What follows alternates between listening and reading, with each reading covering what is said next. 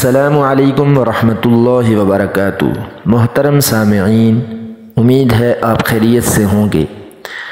دوستو، حضرت ابوبکر صدیق رضی اللہ تعالی عنہ جو خلیفہ بلا فصل ہیں، مسلمانوں کے سب سے پہلے خلیفہ ہیں اور اہل سنت کے نزدیک تمام انبیاء کے بعد دنیا کے تمام لوگوں سے افضل ہیں۔ وہ افضل بشر بعد از انبیاء ہیں اور ان کا جنتی ہونا یقینی ہے کہ خود حضور اقدس صلی اللہ علیہ وسلم نے ان کو جنتی ہونے کی بشارت دی، بلکہ جنتیوں کی ایک جماعت کا سردار بتایا اور جنت کے سب دروازوں سے ان کی پکار اور بلاوے کی خوشخبری دی، اور یہ بھی فرمایا کہ میری امت میں سب سے پہلے ابوبکر جنت میں داخل ہوں گے۔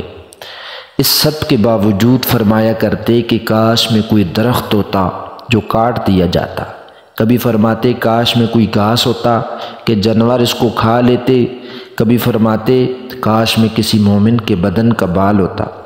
ایک مرتبہ ایک باغ میں تشریف لے گئے اور ایک جانور کو بیٹھا ہوا دیکھ کر ٹھنڈا سانس بھرا اور فرمایا کہ تو کس قدر لطف میں ہے، مزے میں ہے، کھاتا ہے، پیتا ہے، درختوں کے سائے میں پھرتا ہے اور آخرت پہ تجھ پر کوئی حساب کتاب نہیں۔